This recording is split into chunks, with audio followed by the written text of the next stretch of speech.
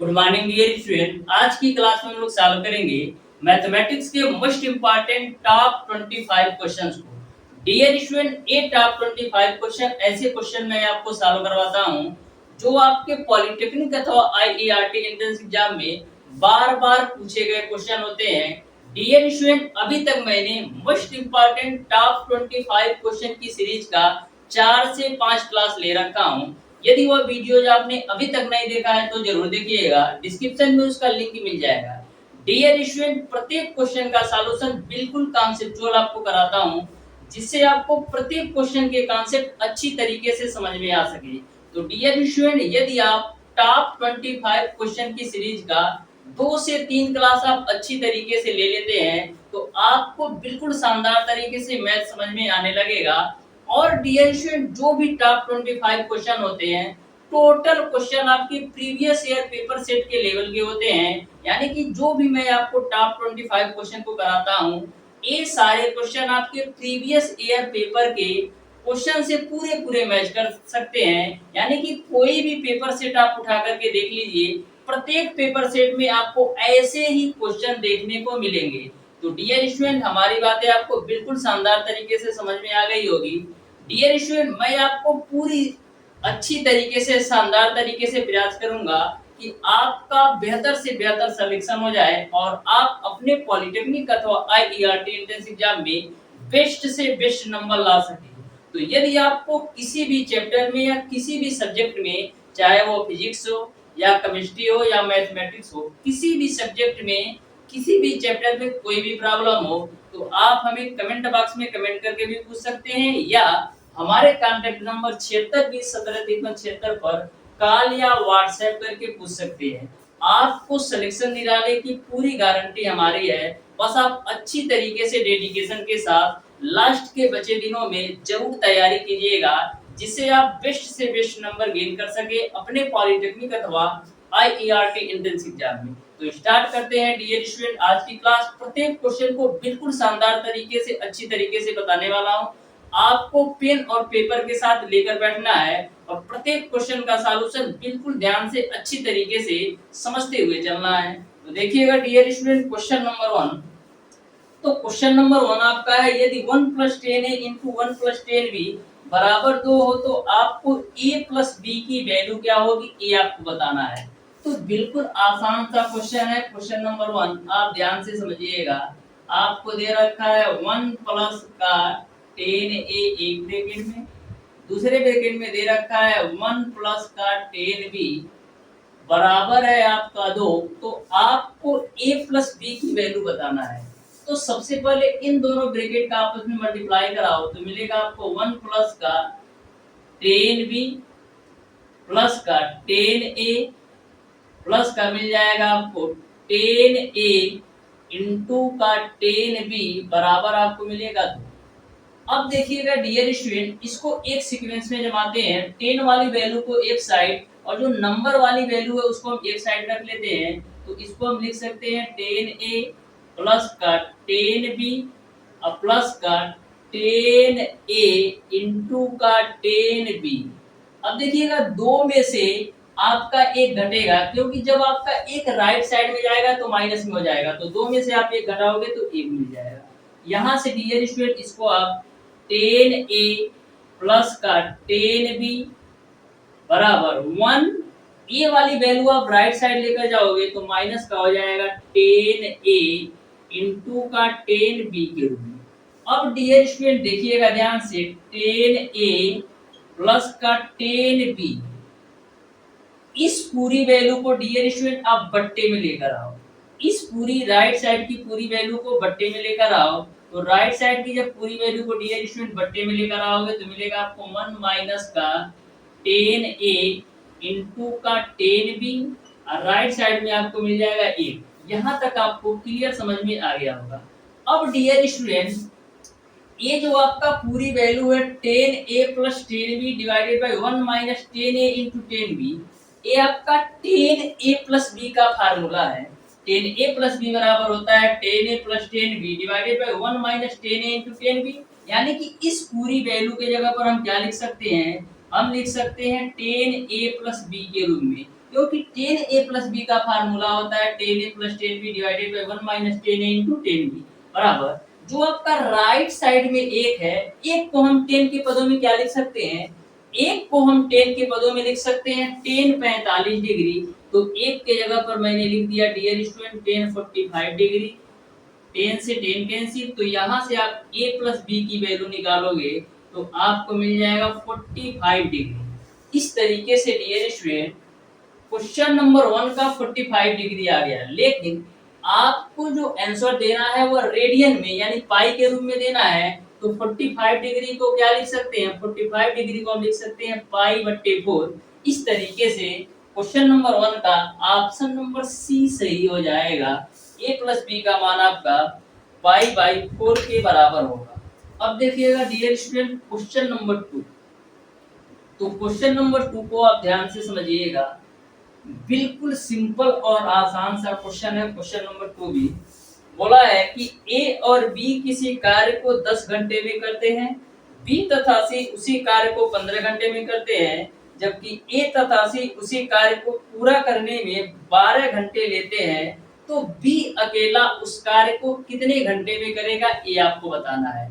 जो हमारी पिछली क्लास से दे रखा होगा वो क्वेश्चन नंबर 2 को बिल्कुल मैक्सिमम 10 से 15 सेकंड के अंदर सॉल्व कर सकता है। देखिएगा ऐसा क्वेश्चन मैंने ऑलरेडी सॉल्व करवा रखा है, तो ध्यान से समझिएगा।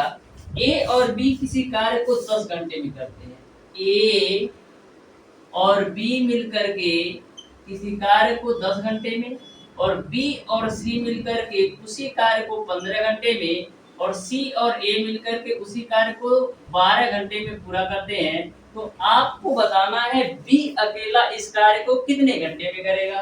तो सबसे पहले हम एलसीएम निकाल लेते हैं 10, 15 और 12 का, तो 10, 15 और 12 का एलसीएम निकालोगे 60, 10, 15 और 12 का आपका एलसीएम हो जाएगा 60। अब 10 से भाग दोगे 60 को तो यहाँ पर आ जाएगा आपका 6, 15 से भाग दोगे 60 को तो यहाँ पर आ जाएगा 4, अब 12 से भाग दोगे 60 को तो यहाँ पर आपका मिल जाएगा 5, यानी कि जो टोटल कार्य है वो आपका 60 भाग है। और ए और बी की जो क्षमता है कार्य करने की वो 6 है, बी और सी के कार्य करने की क्षमता 4 है, और सी और ए की कार्य करने की क्षमता आपका 5 है। तो यहाँ पर आप एक चीज देख रहे हैं कि ए भी आपका 2 बार है, सी भी 2 बार है और बी भी 2 बार है, यानी कि हम क्या लिख सकते हैं, हम लिख सकते हैं 2 of A plus B plus C. इसकी वैल्यू किसके बराबर होगी, 6, 4, 10, 5, 15 के बराबर, यानी कि 2 भाग ए प्लस बी प्लस सी मिलकर के 15 काम करते हैं। तो यहाँ से आप a प्लस बी प्लस सी की वैल्यू निकालोगे तो कितना मिल जाएगा, मिल जाएगा आपको 15/2, यानी ए बी सी मिलकर के 15/2 काम करते हैं। आपको निकालना है केवल और केवल बी द्वारा कितना घंटे में काम पूरा किया जाएगा। तो ए और सी का निकाल लेते हैं, ए और सी का कितना है, ए और सी का 5 है, तो यहाँ से जब आप बी की वैल्यू निकालोगे तो मिल जाएगा 15/2 माइनस का 5, क्योंकि ए और सी के कार्य करने की क्षमता 5 है तो मैंने 5 घटा दिया, तो यहाँ से आप बी की वैल्यू निकाल लो डियर स्टूडेंट। तो एलसीएम लेके सॉल्व करोगे तो 5 दूना 10, 15 में से 10 जाएगा तो 5/2, यानी कि बी के जो कार्य करने की क्षमता है वो आपने निकाल लिया 5/2। अब डियर स्टूडेंट टोटल काम है आपका 60, इस 60 काम को बी जो है 5/2 की रेट से करेगा, तो 2 आपका ऊपर जाएगा तो 60 गुणे 2 बट्टे का आपका हो जाएगा 5, 5 से काट दो तो 12 बार में कटेगा, तो 12 गुणे 2 करोगे कितना हो जाएगा 24 घंटा, यानी कि 24 घंटा में बी जो है अकेले उस कार्य को पूरा कर लेगा। इस तरीके से क्वेश्चन नंबर 2 का dear student option number D सही हो जाएगा, बिल्कुल सिंपल सा क्वेश्चन ए भी था। अब देखिएगा डियर स्टूडेंट क्वेश्चन नंबर 3, तो क्वेश्चन नंबर 3 को भी आप ध्यान से समझिएगा। ये भी क्वेश्चन आपका बिल्कुल सिंपल और आसान क्वेश्चन है। ऐसा क्वेश्चन आपका प्रत्येक पेपर सेट में पूछा गया क्वेश्चन है और आपके एग्जाम में 100% पूछा जाएगा, तो ध्यान से समझिएगा क्वेश्चन नंबर 3 को। बोला है यदि दो लंबवृत्तीय शंकुओं के आयतनों का अनुपात 1:3 तथा उनके व्यासों का अनुपात 3:5 है, तो उनकी ऊंचाइयों का अनुपात क्या है ये आपको बताना है। तो ध्यान से समझिएगा क्वेश्चन नंबर 3 को। दो लंबवृत्तीय शंकुओं के आयतनों का अनुपात 1:3 है। तो शंकु का आयतन क्या होता है? शंकु का आयतन होता है 1/3 पाई आर स्क्वायर एस। तो पहले शंकु का आयतन आपका मैं मान लेता हूँ 1/3 पाई r1 स्क्वायर इंटू h1 है, और जो दूसरा शंकु है उसका आयतन है 1/3 पाई r2 स्क्वायर इंटू का h2 है। तो दोनों शंकुओं के आयतन में जो अनुपात है वो आपका है 1/3, तो मैंने 1/3 रख दिया। अब देखिएगा 1/3 पाई से 1/3 पाई कैंसिल हो जाएगा, तो मिलेगा आपको r1 का स्क्वायर इंटू h1 बट्टे का r2 का स्क्वायर इंटू h2 बराबर आपको मिल जाएगा 1/3। यहाँ तक आपको समझ में आ गया होगा। अब देखिएगा उनके व्यासों का अनुपात दे रखा है 3:5। व्यासों का अनुपात यानी कि d1 अनुपात d2 की वैल्यू दे रखा है 3:5 के रूप में। व्यासों का अनुपात दे रखा है dx में 3:5 के रूप में। तो त्रिज्या का अनुपात क्या होगा? त्रिज्या क्या होती है? त्रिज्या जो होती है वो व्यास का आधा होती है। तो त्रिज्या का अनुपात क्या हो जाएगा? 3/2 अनुपात 5/2, क्योंकि व्यास आपका 3:5 है तो त्रिज्या क्या होगा? 3/2 और 5/2, क्योंकि जो आपकी त्रिज्या होती है व्यास का आधा होती है। अब यहाँ पर R1 R2 का मान रख दो, तो R1 का मान आपका है 3/2 का स्क्वायर इंटू का h1 बटेगा R2 का मान आपका है 5/2 का स्क्वायर इंटू का h2 बराबर आपका हो जाएगा 1/3। तो 3/2 का स्क्वायर करोगे तो मिलेगा आपको 9/4 h1 बटे 5/2 का स्क्वायर करोगे तो 25/4 h2 मिलेगा बराबर आपको मिल जाएगा 1/3। यहाँ से 4 से 4 कैंसिल मिल जाएगा, तो मिलेगा क्या? ऊपर से मिलेगा आपको 9h1 और नीचे से आपको मिलेगा 25h2 बराबर मिल जाएगा आपको 1/3। तो यहाँ से h1/h2 की वैल्यू निकालो, तो h1/h2 की मिल जाएगा 25/27 के रूप में, जिसको हम लिख सकते हैं 25:27 के रूप में। इस तरीके से जो ऊंचाइयों में अनुपात होगा वो आपका 25:27 होगा, यानी कि क्वेश्चन नंबर 3 का ऑप्शन नंबर ए सही हो जाएगा। अब देखिएगा डियर स्टूडेंट क्वेश्चन नंबर 4। तो क्वेश्चन नंबर 4 भी आपका बिल्कुल आसान सा क्वेश्चन है, ध्यान से समझिएगा। क्वेश्चन नंबर 4 को कैसे हल करना है। तो क्वेश्चन नंबर 4 है आपका डियर स्टूडेंट, एक बेलनाकार स्तंभ का वक्र पृष्ठीय क्षेत्रफल आपको दे रखा है 264 वर्ग मीटर तथा आयतन आपको दे रखा है 924 मीटर क्यूब। तो उनके व्यास तथा ऊंचाई में अनुपात क्या है ये आपको बताना है। व्यास और ऊंचाई में अनुपात क्या आएगा ये आपको बताना है। तो देखिएगा बेलन का जो वक्र पृष्ठ होता है वो आपका क्या होता है 2 पाई r इंटू का h, और जो बेलन का आयतन होता है वो आपका होता है पाई r स्क्वायर एस।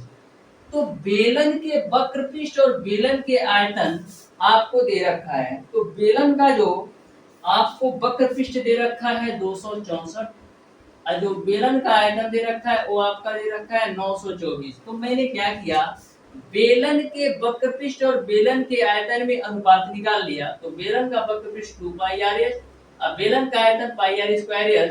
तो यहाँ पर आपका वक्र पृष्ठ 264 रख दिया और आयतन आपका 924 रख दिया। अब देखिएगा पाई से पाई कैंसिल, एक r से दूसरा r कैंसिल, तो मिल जाएगा आपको 2, ये मिल जाएगा आपको 2h बट्टे का RH बराबर यहाँ पर आपका 264 बट्टे का 924 है। AH से H कैंसिल कर दो, 11 से काटो तो 11 दूना 22, 11 चौक 44, 11/88, फिर बचेगा 4 4 11 चौक 44। यहाँ पर आप 12 से काट दो तो 12 दूना 24, 12 सत्ते 84, यानी कि क्या मिल जाएगा आपको? मिल जाएगा 2/r बराबर 2/7 के रूप में।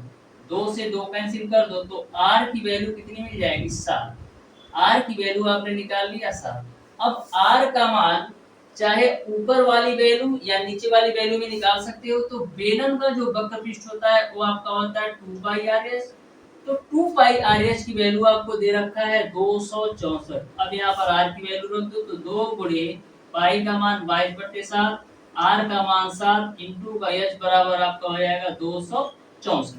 अब देखिएगा 7 से आपका 7 कैंसिल, 2 से काटो तो 2 एक कम 2, 2 तिया 6, 2 दूना 4, फिर इसको आप 22 से काट दो, तो 22 से काटोगे कितनी बार में कटेगा, तो 22 से काटोगे डियर स्टूडेंट 6 बार में पूरा पूरा चला जाएगा। तो यहाँ से आप h की वैल्यू निकाल लिया 6 सेंटीमीटर। तो इस तरीके से जो r की वैल्यू है 7 और h की वैल्यू आपका है 6 सेंटीमीटर। लेकिन क्वेश्चन में यह बोला है कि बेलन के व्यास और ऊंचाई में अनुपात बताओ।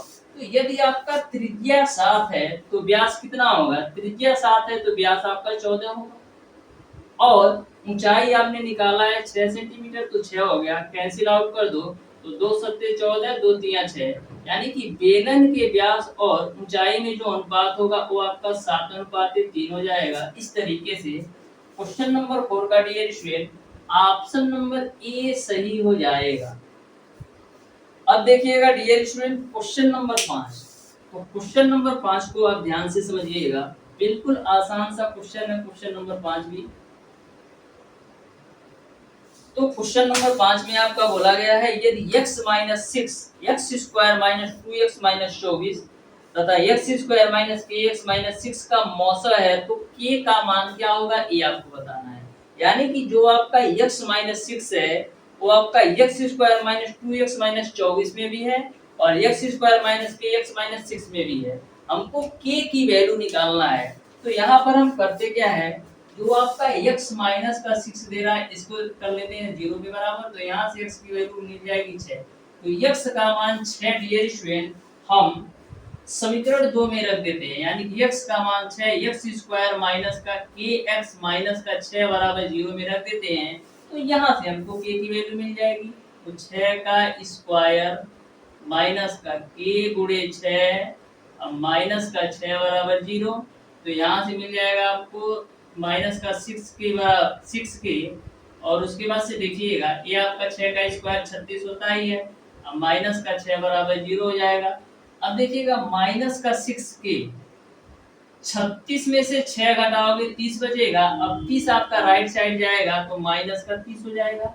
माइनस से माइनस कैसे 6 से काट दो तो 5 बार में कटेगा, यानी k की जो वैल्यू आ जाएगी वो आपका 5 आ जाएगा। इस तरीके से जो k का मान होगा वो आपका 5 होगा, यानी कि क्वेश्चन नंबर 5 का डियर स्टूडेंट आपका ऑप्शन नंबर बी सही हो जाएगा। तो ध्यान में रखिएगा जो आपसे पूछा जाता है उसी के पर्सपेक्टिव आपको सॉल्व करना है। जैसे क्वेश्चन नंबर 5 में हमको k के मान से मतलब था, तो मैंने x का मान 6 समीकरण नंबर 2 में रखा, जहां पर k हमको मिल गया तो वहां से मैंने k की वैल्यू निकाल ली। अब देखिएगा डियर स्टूडेंट क्वेश्चन नंबर 6। तो क्वेश्चन नंबर 6 को आप ध्यान से समझिएगा, ये आपका मेंसुरेशन का क्वेश्चन है। क्वेश्चन नंबर 6 में बोला है यदि एक गोला तथा अर्धगोले का पृष्ठीय क्षेत्रफल समान है तो उनके आयतनों का अनुपात क्या होगा, ये आपको बताना है। तो ध्यान से समझिएगा, एक गोला तथा अर्धगोला का पृष्ठीय क्षेत्रफल समान है, तो गोला का पृष्ठीय क्षेत्रफल क्या होता है, गोला का पृष्ठीय क्षेत्रफल होता है 4 पाई r स्क्वायर और अर्धगोला का पृष्ठीय क्षेत्रफल क्या होता है, अर्धगोला का पृष्ठीय क्षेत्रफल आपका होता है डियर स्टूडेंट 3 पाई r स्क्वायर। तो मैं मान लेता हूं कि जो आपका गोला है उसकी त्रिज्या आपका r1 है और जो आपका अर्धगोला है उसकी त्रिज्या आपका r2 है। यहाँ तक आपको समझ में आया होगा। क्वेश्चन में ऐसा बोला गया है कि गोला और अर्धगोले का पृष्ठीय क्षेत्रफल समान है, तो गोले का जो पृष्ठीय क्षेत्रफल होता है 4 पाई r स्क्वायर, अर्धगोले का 3 पाई r स्क्वायर।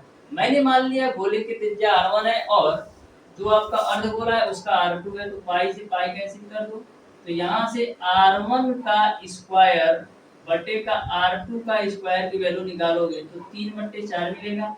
तो r1 बटे r2 की वैल्यू कितनी मिल जाएगी, r1 बटे r2 की वैल्यू मिल जाएगी कड़ी में 3/2 के रूप में। यहाँ तक आपको समझ में आया होगा। आपको बताना है उनके आयतनों का अनुपात क्या होगा। तो गोले का आयतन क्या होता है, गोले का आयतन डियर स्टूडेंट होता है 4/3 पाई r क्यूब और अर्धगोले का जो आयतन होता है वो आपका होता है 2/3 पाई r क्यूब। अब देखिएगा मैंने माना था कि जो आपका गोला है उसकी त्रिज्या r1 है और अर्धगोले का r2 है। यहाँ से देखिएगा डियर स्टूडेंट इसमें अनुपात निकालना है, तो 3 से आपका 3 कैंसिल होगा, 2 से काटोगे तो ये आपका 2 बार में जाएगा, पाई से पाई कैंसिल हो जाएगा, तो फाइनली मिलेगा क्या, 2r1 का क्यूब बट्टे का नीचे से आपको मिल जाएगा r2 का क्यूब, तो 2 हो जाएगा। r1 की वैल्यू क्या है, कौड़ी में 3, तो कौड़ी में 3 का क्यूब करोगे मिलेगा आपको 3 कौड़ी में 3 बट्टे का r2 का क्यूब, तो r2 का मान कितना है, R2 का मान है आपका डियर स्टूडेंट, R2 का मान है आपका डियर स्टूडेंट 2, तो 2 का क्यूब करोगे तो 8 मिल जाएगा। लेकिन एक चीज यहाँ पर आप देखिएगा, ये आपका जो 3 वाली है वैल्यू ऊपर जाएगी और जो 2 आपका है इसके नीचे जाएगा। यहाँ तक आपको क्लियर है। तो यहाँ से डियर स्टूडेंट क्या होगा, 2 से काट लेते हैं तो 2 चौक 8, तो मिल जाएगा आपको 3 कड़ी में 3 बट्टे का 4 अनुपाते 1, यानी कि जो उनके आयतनों में अनुपात होगा वो आपका 3 कड़ी में 3 बट्टे 4 अनुपाते 1 के रूप में होगा। इस तरीके से क्वेश्चन नंबर 6 का dear student option number D सही होना चाहिए। एक बार इसको आप चेक करिएगा, तो यहाँ से मैंने R1 बट्टे R2 की वैल्यू निकाल लिया, तो गोले का जो आयतन होता है 4/3 पाई r1 क्यूब, अर्ध गोले का 2/3 पाई r2 का क्यूब, तो 3 से 3 कैंसिल कर दिया और ये आपका 2 से 2 बार काट दिया, तो 2r1 का क्यूब बटे r2 का क्यूब, तो 2r1 का क्यूब यानी 3 कड़ी में 3 हो गया और r2 का क्यूब आपका 8 हो गया। एक बार इसको आप चेक कर लीजिएगा, क्रॉस चेक कीजिएगा तो आपको क्लियर हो जाएगा। वैसे आंसर यही आना चाहिए। अब देखिएगा डियर स्टूडेंट क्वेश्चन नंबर 7, तो क्वेश्चन नंबर 7 को भी आप ध्यान से समझिएगा, जो कि आपका बहुपद एवं गुणनखंड का क्वेश्चन है, क्वेश्चन नंबर 7। तो ध्यान से समझिएगा क्वेश्चन नंबर 7 को कैसे सॉल्व करना है। क्वेश्चन नंबर 7 आपका है, यदि x क्यूब माइनस का kx स्क्वायर प्लस का 13x माइनस 21 को 2x माइनस 1 से भाग देने पर शेषफल माइनस 21 आए तो k का मान क्या होगा, ये आपको बताना है। तो ध्यान से समझिएगा, बिल्कुल सिंपल सा एक क्वेश्चन है। क्वेश्चन नंबर 7 भी दे रखा है, x क्यूब माइनस का 7x स्क्वायर प्लस का 13x माइनस का 21, ये जो आपका व्यंजक दे रखा है ये आपका 2x माइनस का 1 से विभाज्य है और 2x माइनस 1 से विभाजित करने पर माइनस का 21 शेषफल आता है, तो k का मान बताना है। तो यहाँ से आप x की वैल्यू निकाल लो, तो x की वैल्यू आपको मिल जाएगी 1/2। तो जहाँ जहाँ x है इस व्यंजक में वहां पर 1/2 रख दो, तो 1/2 का होल क्यूब माइनस का 7 गुणे 1/2 का होल स्क्वायर प्लस का 13 गुणे 1/2 माइनस का 21। तो जब आपका 2x माइनस 1 से इस व्यंजक को विभाजित किया जाता है तो शेषफल कितना बचता है, तो शेषफल आपका माइनस का 21 बचता है। तो राइट साइड में मैं शेषफल लिख देता हूँ, माइनस का 21 बचता है। तो यहाँ तक आपको क्लियर है। अब देखिएगा माइनस के 21 से माइनस का 21 कैंसिल होगा, 1/2 का क्यूब करोगे तो 1/8 मिलेगा, माइनस का 1/2 का स्क्वायर करोगे तो 1/4 यानी 7/4 मिलेगा, प्लस का 13 बट्टे का आपका हो जाएगा 2, इसी को हल कर लो। तो यहाँ से आपका एलसीएम तो आ जाएगा आपका 8, 1 माइनस का 4 दूना 8 यानी 7 दूना 14 हो जाएगा, प्लस का 2 चौका 8, तो 13 चौको कितना हो जाएगा 52, 13 चौक कितना हो जाएगा 52। ये आपका 7x यार एक kx स्क्वायर है यार, इसको आप सही कर लो, kx स्क्वायर है। तो यहाँ पर आपका आ जाएगा k/4। तो देखिएगा ये आपका हो जाएगा 2k, ये आपका 2k होगा, क्योंकि 4 से भाग दोगे 8 भी तो 2 बार में जाएगा और 2 का गुणा k में करोगे तो 2k होगा, बराबर आपका हो जाएगा 0। तो यहाँ से देखिएगा आपको मिलेगा माइनस का 2k प्लस का 53 बराबर आपका हो जाएगा 0, क्योंकि 8 का गुणा 0 में होगा 0 हो जाएगा। तो 2k बराबर आपको मिल जाएगा माइनस का 53, माइनस से माइनस कैंसिल, तो यहाँ से आप k की वैल्यू निकालोगे तो क्या आएगा, k की वैल्यू मिल जाएगा 53/2। इस तरीके से क्वेश्चन नंबर 7 का dear student option number B सही हो जाएगा। तो ध्यान में रखिएगा, आपको क्वेश्चन को टाइप करते समय मिस्टेक नहीं करना है, जो कि हमसे मिस्टेक हो गया है। तो डियर स्टूडेंट, इस तरीके से कभी भी आपसे ऐसा क्वेश्चन पूछा जाए तो आपको ऐसे ही सॉल्व करना है। अब देखिएगा क्वेश्चन नंबर 8। क्वेश्चन नंबर 8 है आपका डियर स्टूडेंट, यदि एक त्रिभुज के कोण 3:4:5 के अनुपात में है तो क्रमशः सबसे छोटे कोण का मान डिग्री में तथा सबसे बड़े कोण का मान रेडियन में क्या होगा, ये आपको बताना है। तो बिल्कुल आसान सा क्वेश्चन है, आप ध्यान से समझिएगा क्वेश्चन नंबर 8 को कैसे सॉल्व करना है। तो एक त्रिभुज के जो कोणों में अनुपात दे रखा है वो आपको दे रखा है 3:4:5 के रूप में। तो आपको बताना है कि सबसे छोटे कोण का मान डिग्री में और सबसे बड़े कोण का मान आपको रेडियन में बताना है। तो मैं मान लेता हूं कि त्रिभुज के तीनों कोण जो है 3:4:5 के अनुपात में है। तो आपको पता है कि किसी भी त्रिभुज के तीनों अंतः कोणों का जो योग होता है वो आपका 180 डिग्री के बराबर होता है। यानी कि जो आपका 3x प्लस का 4x प्लस का 5x की वैल्यू होगी वो आपका 180 डिग्री के बराबर होगा, क्योंकि क्वेश्चन में ऐसा बोला गया है कि जो कोणों में अनुपात है वो आपका 3:4:5 है। तो मैंने मान लिया कि उनके कोण 3x:4x:5x है, तो तीनों अंतः कोणों का योग आपका 180 डिग्री के बराबर कर दिया। तो 4 3 7 5 12x की वैल्यू आपको मिल जाएगा 180 डिग्री। 12 से काट लो तो 12 कम 12 12 25 60, यानी कि जो x का मान आएगा वो आपको मिल जाएगा 15 डिग्री। x का मान आपने निकाल लिया 15 डिग्री। अब यहाँ से कोण निकाल सकते हो। तो सबसे छोटा कोण आपका 3x है, तो x का मान जब 15 रखोगे तो आपको मिलेगा ये 45 डिग्री, और जो सबसे बड़ा कोण है वो आपका 5x है। तो 5 गुणे x का मान 15 डिग्री रखो तो ये आपका 75 डिग्री हो जाएगा। तो आपको बताना है सबसे छोटा कोण डिग्री में। तो सबसे छोटा कोण आपने देखा डिग्री में 45 डिग्री हो गया, और जो आपका सबसे बड़ा कोण 75 डिग्री है इसको आपको रेडियन में चेंज करना है। तो 75 डिग्री को रेडियन में चेंज करने के लिए क्या करेंगे, पाई बटे 180 से भाग दे दो। तो यहाँ पर 15 पचे 75 और 15 बराबर 180, यानी कि जो आपका 75 डिग्री है वो रेडियन में 5 पाई बाई 12 के बराबर है। तो इस तरीके से सबसे छोटा कोण डिग्री में 45 डिग्री हो जाएगा और सबसे बड़ा कोण रेडियन में 5 पाई बाई 12 हो जाएगा। यानी कि क्वेश्चन नंबर 8 का आपका dear student option number C सही हो जाएगा। सबसे छोटा कोण आपका 45 डिग्री और सबसे बड़ा कोण रेडियन में 5 पाई बाई 12 होगा। अब देखिएगा डियर स्टूडेंट क्वेश्चन नंबर 9, तो ध्यान से समझिएगा क्वेश्चन नंबर 9 को भी। बिल्कुल आसान सा क्वेश्चन है क्वेश्चन नंबर 9 भी। आपको क्वेश्चन नंबर 9 घातांक से पूछा गया है, तो ध्यान से समझिएगा कैसे सॉल्व करना है। क्वेश्चन नंबर 9 को दे रखा है 2 का पावर n धन 4 2 का पावर n धन 4 माइनस का 2 इंटू 2 का power n divided by 2 into 2 का पावर n प्लस का 3 प्लस का 2 पे पावर माइनस का 3 बराबर आपका है x। तो x का मान क्या होगा ये आपको बताना है। तो देखिएगा 2 पे पावर n प्लस 4 को हम क्या लिख सकते हैं, हम तोड़ देते हैं तो 2 पे पावर n इंटू 2 पे पावर 4 हो जाएगा, माइनस का 2 इंटू 2 पे पावर n है ही, ये आपका 2 है।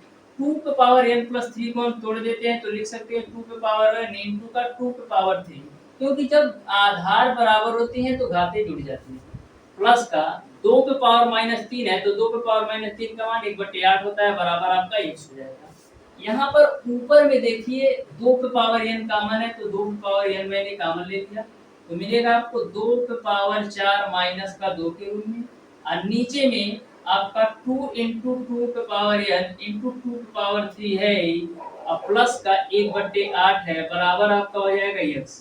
2 पे पावर n से 2 पे पावर n कैसे, तो 2 पे पावर 4 का मान कितना होता है 16, 16 में से 2 घटाओगे तो 14 मिलेगा, बटे 2 इंटू 2 पे पावर 3, तो 2 पे पावर 3 का मान 8, 8 गुणे 2 करोगे तो 16 हो जाएगा, अब प्लस का आपका हो जाएगा 1/8। यहाँ पर काट दो, 2 सत्ते 14 फिर 2 अट्ठे 16, तो यहाँ से डियर स्टूडेंट क्या मिलेगा 7/8 प्लस का यहाँ से आपको मिलेगा 1/8 और यह जो वैल्यू है बराबर है x के, तो यहाँ पर कर लो x।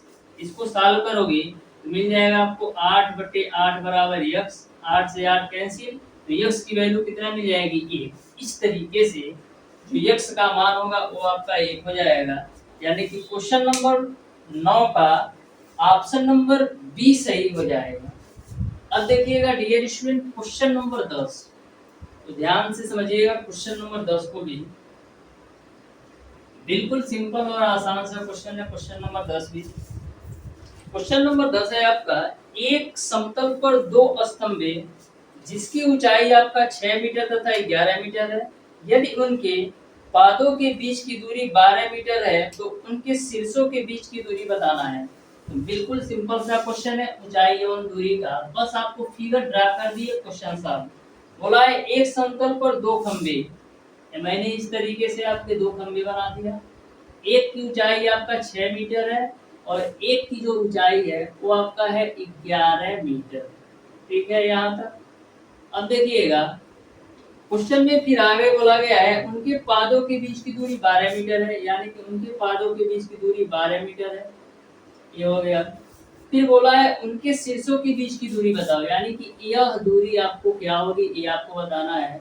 तो डियर स्टूडेंट जब यह 12 मीटर है तो यह भी आपका 12 मीटर होगा क्योंकि सेम डिस्टेंस है।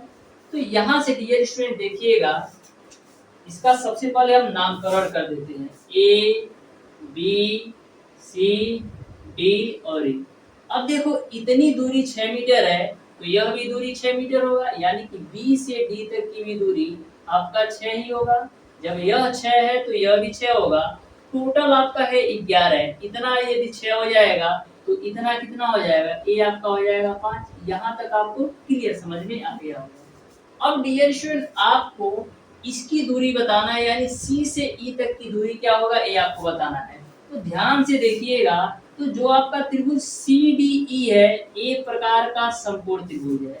जो आपका त्रिभुज सी डी ई है एक प्रकार का समकोण त्रिभुज है।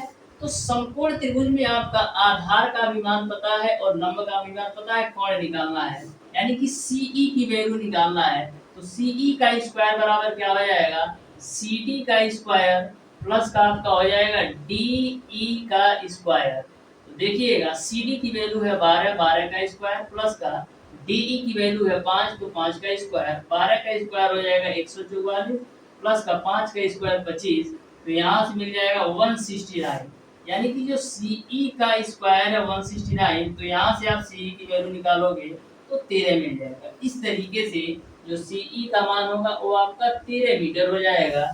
यानी कि क्वेश्चन नंबर 10 का डियर स्टूडेंट आपका ऑप्शन नंबर ए सही हो जाएगा। मैं डायरेक्ट भी यहाँ से कर सकता हूँ क्योंकि जो आपका कॉम्बिनेशन होता है 5, 12 और 13 का होता है। तो यदि आपका यह 12 या 5 है तो कोण आपका 13 होता है। मैंने आपको समझाने के लिए ये सारी चीजें बताया है, लेकिन यह क्वेश्चन मैक्सिमम 5 सेकंड का है। अब देखिएगा डियर स्टूडेंट, क्वेश्चन नंबर 11, ये आपका क्वेश्चन नंबर 10 था। क्वेश्चन नंबर 11 है आपका डियर स्टूडेंट, दिए गए चित्र में यक्ष का मान बताओ।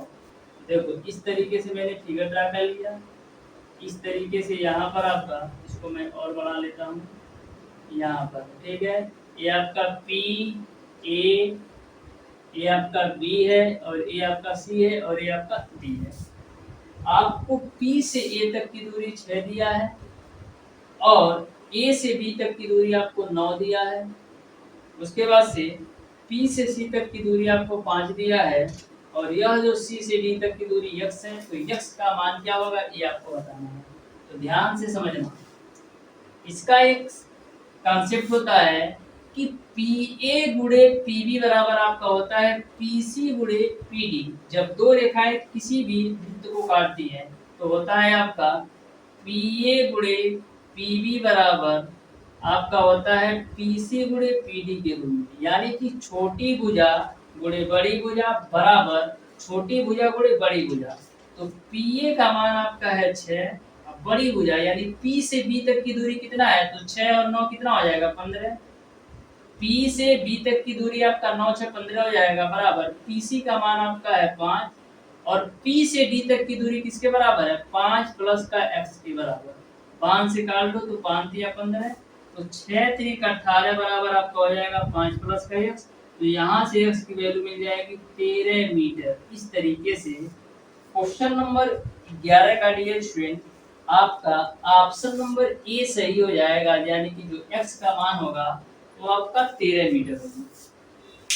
अब देखिएगा डियर स्टूडेंट क्वेश्चन नंबर 12, तो ध्यान से समझिएगा क्वेश्चन नंबर 12 को भी, बिल्कुल आसान सा क्वेश्चन है। क्वेश्चन नंबर 12 भी बोला है के किस मान के लिए रेखाएं 5x प्लस 3y प्लस 2 बराबर 0 तथा 3x माइनस ky प्लस 6 बराबर 0 एक दूसरे के लंबवत हैं।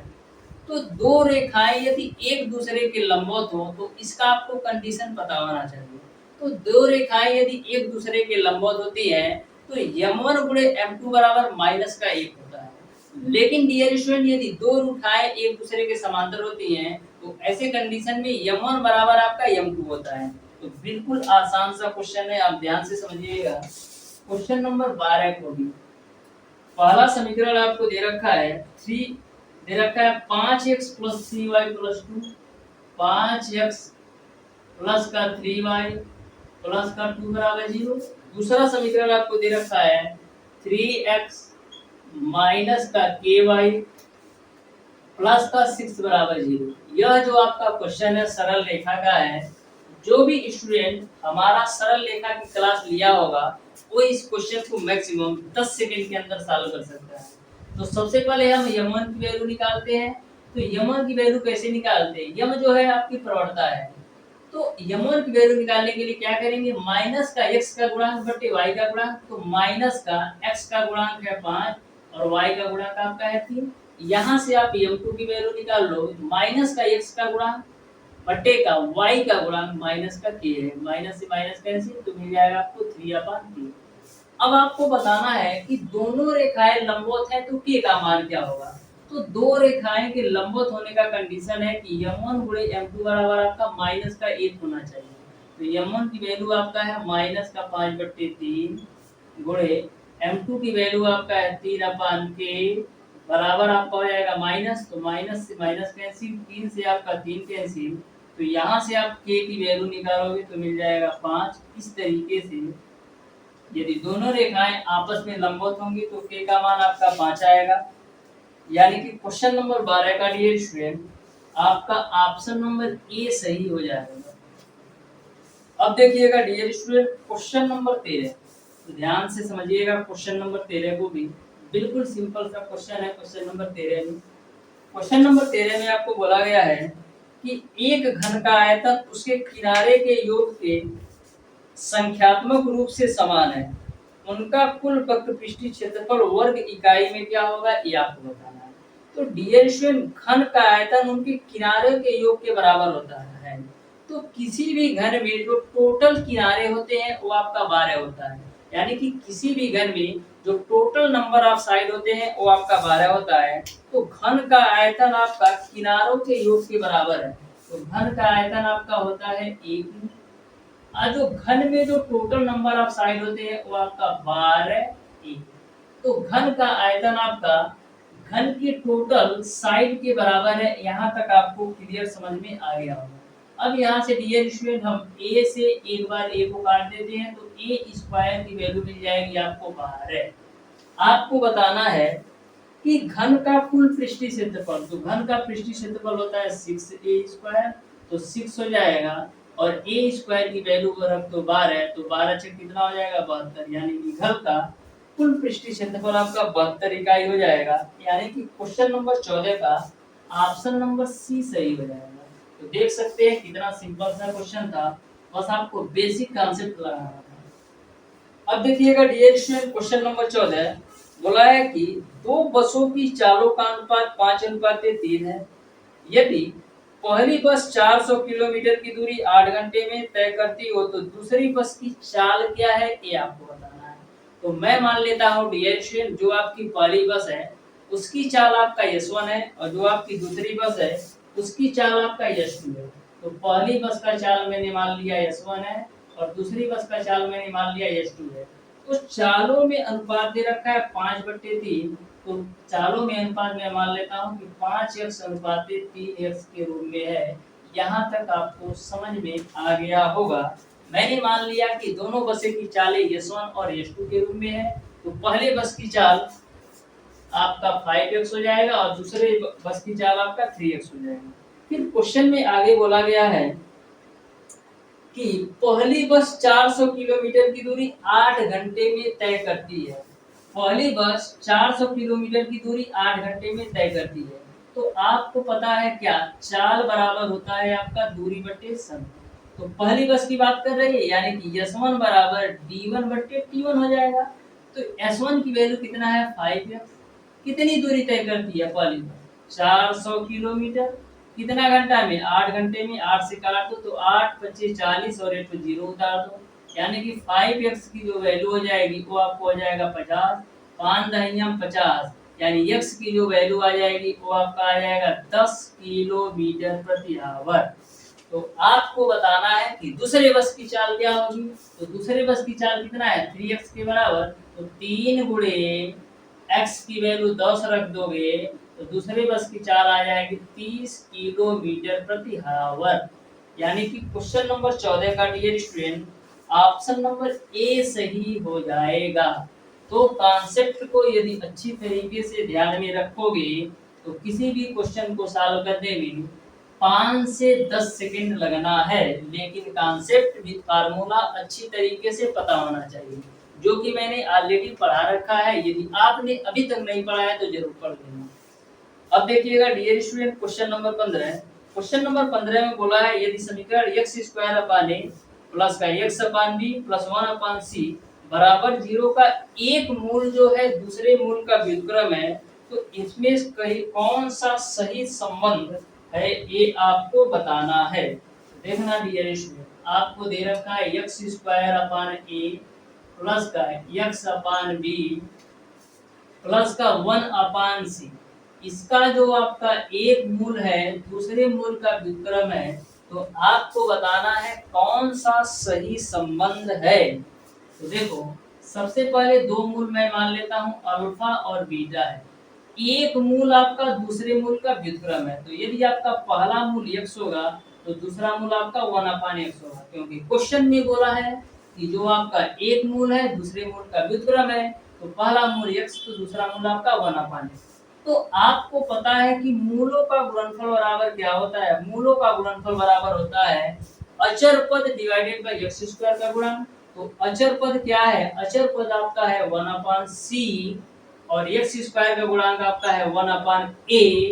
अब अल्फा की वैल्यू आपने माना है x और बीटा की वैल्यू आपका है 1 अपान x बराबर a आपका ऊपर जाएगा और बट्टे का c हो जाएगा, x से x कैंसिल हो जाएगा, तो क्या मिलेगा 1 बराबर a अपान c, जिसको हम लिख सकते हैं c बराबर a के रूप में। अब देखो c बराबर a किस ऑप्शन में दिया है। c बराबर a आपका dear student option number D में दिया है। इस तरीके से क्वेश्चन नंबर 15 का ऑप्शन नंबर डी सही हो जाएगा। अब देखना डियर स्टूडेंट क्वेश्चन नंबर 16। तो क्वेश्चन नंबर 16 को आप ध्यान से समझिएगा, बिल्कुल आसान और सिंपल सा क्वेश्चन है। ये भी आपका क्वेश्चन कह सकते हैं सरल रेखा का भी। सरल रेखा से भी 4 से 5 क्वेश्चन पूछा जाना है। तो देखो ध्यान से, बोला है कि यदि बिंदु P x, y और a आपको दे रखा है a, 0 के बीच की दूरी आपका a प्लस x है, तो y स्क्वायर का मान क्या होगा। तो आपको पता होना चाहिए कि दो बिंदुओं के बीच की दूरी क्या होती है। तो दो बिंदुओं के बीच की दूरी होती है root over y2 minus y1 का होल स्क्वायर प्लस का x2 माइनस x1 का होल स्क्वायर। तो यहाँ पर जो P बिंदु है इसकी वैल्यू दे रखा है x, y के रूप में, और जो आपका A बिंदु है इसकी वैल्यू दे रखा है a, 0 के रूप में। इनके बीच की जो दूरी है वो आपको दे रखा है a प्लस x के रूप में, ठीक है। तो दो बिंदुओं के बीच की दूरी का फार्मूला लगा दो। तो दो बिंदुओं के बीच की दूरी का फार्मूला होता है y2 माइनस का y1 का होल स्क्वायर प्लस का x2 माइनस x1 का होल स्क्वायर। तो दो बिंदुओं के बीच की दूरी दे रखा है a प्लस का x बराबर y2 की वैल्यू कितना है, y2 की वैल्यू आपका 0 है, y1 की वैल्यू y है, स्क्वायर कर दो, प्लस का x2 की वैल्यू आपका a है और x1 की वैल्यू आपका x है, स्क्वायर कर दो। अब दोनों पक्षों का वर्ग कर देते हैं, तो दोनों पक्षों का जब वर्ग करोगे तो a प्लस एक्स का होल स्क्वायर बराबर मिल जाएगा y स्क्वायर प्लस का a माइनस एक्स का होल स्क्वायर, क्योंकि माइनस y का स्क्वायर करोगे y मिल जाएगा। अब खोल दो तो a प्लस b का होल स्क्वायर खोलो तो a square plus x square plus का 2ax यहाँ से मिलेगा बराबर y स्क्वायर, यहाँ पर भी a माइनस b का होल स्क्वायर खोलो तो a square plus b square minus का 2ax यहाँ मिलेगा। अब देखो x स्क्वायर से x square cancel, a square से a स्क्वायर कैंसिल, तो y स्क्वायर की वैल्यू निकालोगे तो क्या आएगा 2ax ऑलरेडी है ही, जब माइनस 2ax आपका लेफ्ट साइड आएगा तो a आपका हो जाएगा 4ax। तो इस तरीके से y स्क्वायर का जो मान होगा वो आपका 4ax के बराबर होगा, यानी कि क्वेश्चन नंबर 16 का ऑप्शन नंबर बी सही हो जाएगा। अब देखिएगा डियर स्टूडेंट क्वेश्चन नंबर 17, तो क्वेश्चन नंबर 17 आपके सामने है, ध्यान से इस क्वेश्चन को पढ़िए और बताइए डियर स्टूडेंट क्वेश्चन नंबर 17 का कौन सा ऑप्शन सही होगा। तो बिल्कुल सिंपल सा ये भी क्वेश्चन है, तो ध्यान से आपको पढ़ना है क्वेश्चन नंबर 17 को और बताना है इस क्वेश्चन का कौन सा ऑप्शन सही होगा। ये भी आपका सरल रेखा से है।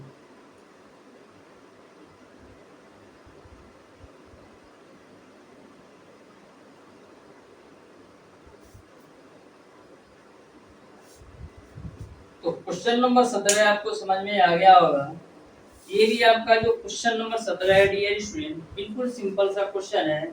आपको दो बिंदुओं के बीच सरल रेखा कैसे निकालते हैं ये आपको पता होना चाहिए, तो आप क्वेश्चन नंबर 17 को बहुत कम समय के अंदर सॉल्व कर सकते हैं। तो देखिएगा क्वेश्चन नंबर 17 को मैं आपको सॉल्व करवाता हूँ।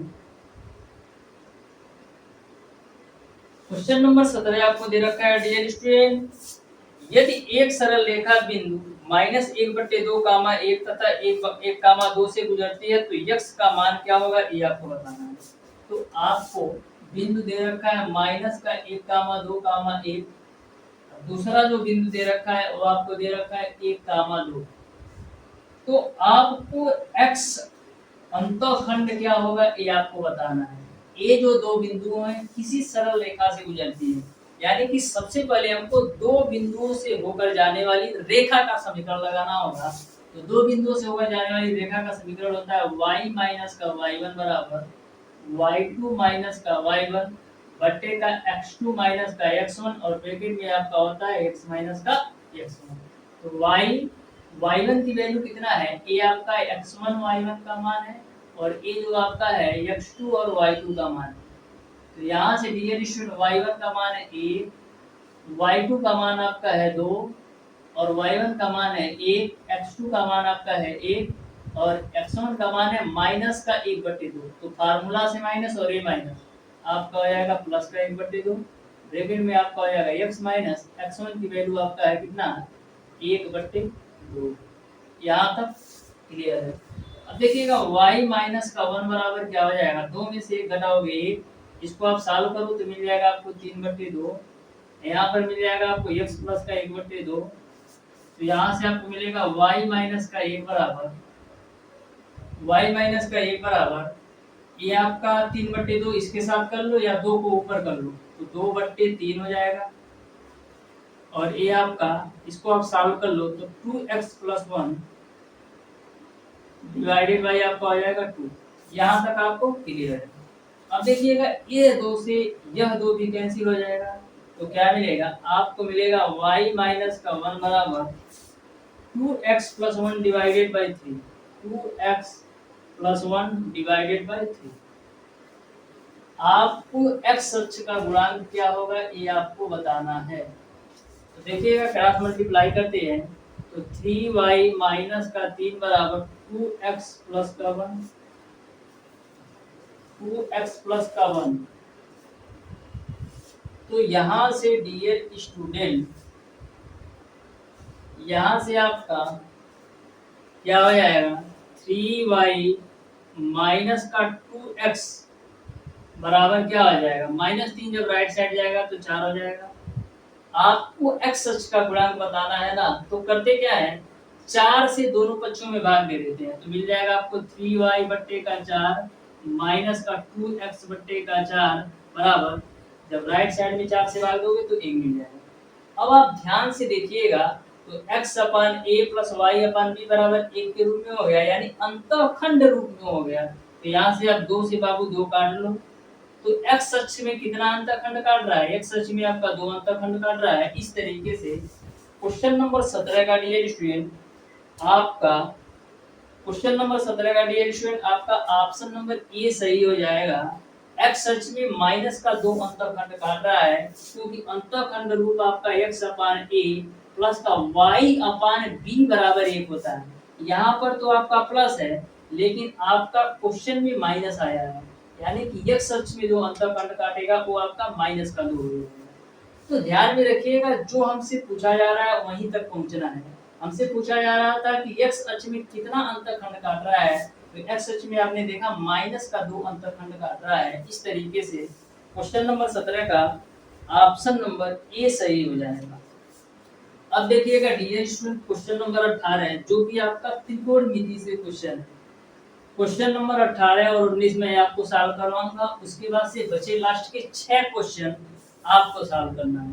तो क्वेश्चन नंबर 18 आप ध्यान से देखो, बोला यदि अल्फा तथा बीटा पूरक कोण है तो साइन अल्फा का मान क्या होगा, ये आपको बताना है। तो ध्यान से समझिएगा, आपको दे रखा है root over cos alpha into का cosec beta, cos alpha into का कोसेक बीटा माइनस का cos alpha sine beta, cos alpha sine beta, इसका मान क्या होगा ये आपको बताना है। बोल रखा है अल्फा और बीटा आपके पूरक कोण है, तो पूरक कोण का मतलब ये है, यदि अल्फा और बीटा पूरक कोण है, यानी कि अल्फा प्लस बीटा की वैल्यू आपका 90 डिग्री है। यहाँ से आप बीटा की वैल्यू निकालोगे तो 90 माइनस का अल्फा मिलेगा। यहाँ तक आपको क्लियर है। अब देखिएगा डियर स्टूडेंट, ये आपका हो गया cos अल्फा कोसेक बीटा की जगह पर हम क्या लिख सकते हैं, 90 माइनस का अल्फा, तो 90 माइनस अल्फा रख दिया, माइनस का ये आपका cos अल्फा है तो cos अल्फा, साइन बीटा है तो साइन बीटा की जगह पर आप लिख दो 90 माइनस का अल्फा। यहाँ तक आपको क्लियर है। अब देखिएगा ये आपका cos अल्फा है, कोसेक 90 माइनस अल्फा किसके बराबर होगा, सेक अल्फा के बराबर, अब माइनस का ये आपका cos अल्फा है, साइन 90 माइनस अल्फा किसके बराबर होगा, cos अल्फा के बराबर। अब देखिएगा ये आपका root over cos alpha sec alpha को हम क्या लिख सकते हैं, 1 अपान cos अल्फा के रूप में, माइनस का cos अल्फा गुणे cos अल्फा आपका हो जाएगा cos स्क्वायर अल्फा, ये cos अल्फा से cos अल्फा कैंसिल, तो मिल जाएगा आपको रूट ओवर 1 माइनस का cos स्क्वायर अल्फा। तो 1 माइनस का cos स्क्वायर अल्फा किसके बराबर होता है, sin स्क्वायर अल्फा के, तो ये आपका हो जाएगा sin स्क्वायर अल्फा। तो sin स्क्वायर अल्फा को हम क्या लिख सकते हैं, sin अल्फा के रूप में। आपको बताना क्या है, आपको बताना था डियर स्टूडेंट कि इसका आंसर क्या आएगा, तो सॉल्व कीजिएगा तो आपका आंसर sin अल्फा आएगा, यानी कि क्वेश्चन नंबर 18 का ऑप्शन नंबर सी सही हो जाएगा। अब देखिएगा डियर स्टूडेंट क्वेश्चन नंबर 19 जो कि लास्ट क्वेश्चन है इस क्लास का, और ये जो आपका क्वेश्चन नंबर 19 है साधारण एवं चक्रवृद्धि ब्याज का क्वेश्चन है। तो ध्यान से समझिएगा क्वेश्चन नंबर 19 को। बोला है एक निश्चित राशि पर 3 वर्षों के लिए 8% वार्षिक ब्याज पर साधारण ब्याज रुपया 8,000, 2 वर्षों के लिए 10% वार्षिक ब्याज चक्रवृद्धि ब्याज का आधा है, तो वह राशि ज्ञात करें जिस पर साधारण ब्याज की गणना की गई है। तो ध्यान से समझना क्वेश्चन को। क्वेश्चन में ऐसा बोला गया है कि जो आपका 8% की दर से 3 वर्षों का साधारण ब्याज है वह, और जो 8,000 पर 2 वर्षों के लिए 10% वार्षिक ब्याज पर साधारण ब्याज है, चक्रवृद्धि ब्याज का आधा है। यानी कि जो आपका चक्रवृद्धि ब्याज का आधा है वो आपका साधारण ब्याज के बराबर है। तो आपको यह बताना है कि कितने रुपए का वह मूलधन था जो साधारण ब्याज पर लिया गया। तो ध्यान से समझिएगा, मैं बिल्कुल सिंपल तरीके से बताऊंगा। तो सबसे पहले हम साधारण ब्याज निकाल लेते हैं। तो साधारण ब्याज बराबर क्या होता है, मूलधन गुणे दर गुणे समय बटा का सम।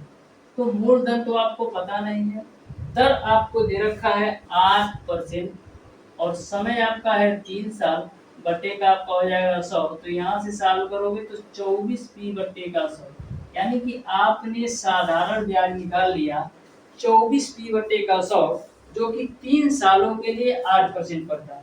फिर आगे बोला गया 8,000 रुपया 2 वर्षों के लिए। तो यहाँ से सबसे पहले हम मिश्र धन निकाल लेते हैं।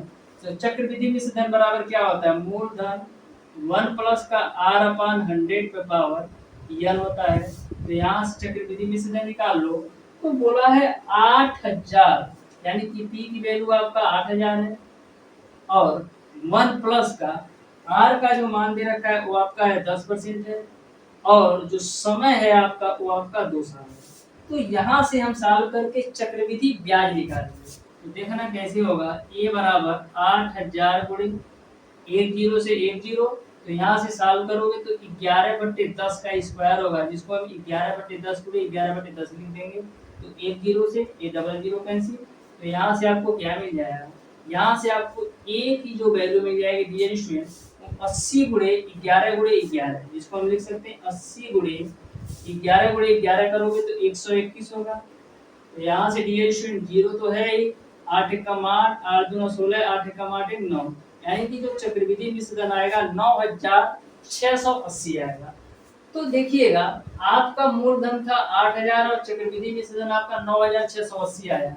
तो यहाँ से आप चक्रवृद्धि ब्याज निकाल सकते हैं। तो चक्रवृद्धि ब्याज क्या होगा, मिश्र धन माइनस का मूलधन, यानी 9,680 में से 8,000 घटाओगे तो 1,680 आपका चक्रवृद्धि ब्याज मिल जाएगा। क्वेश्चन में ऐसा बोला गया है कि जो आपका चक्रवृद्धि ब्याज का आधा है वो साधारण ब्याज के बराबर है। जो आपका चक्रवृद्धि ब्याज का आधा है वो आपका साधारण ब्याज के बराबर है। तो चक्रवृद्धि ब्याज का आधा, तो चक्रवृद्धि ब्याज आपका 1680 है, इसका आधा जो है साधारण ब्याज के बराबर है और साधारण ब्याज आपका है 24p बटे का 100। यहाँ तक आपको क्लियर है। चक्रवृद्धि ब्याज का आधा साधारण ब्याज के बराबर मैंने कर दिया। अब देखिएगा, यहाँ पर आपका 2 से काट लेते हैं तो 2 पचसरिया में 100 हो जाएगा। 2 से काट लीजिए तो 2 पचसरिया में 50 हो जाएगा और 2 बरहिया में आपका 24 हो जाएगा। 12 से काट लो तो 12 एकम 12, 12 चौक 48, 0, यानी कि जो p की वैल्यू मिल जाएगी 140 गुणे 25 के रूप में।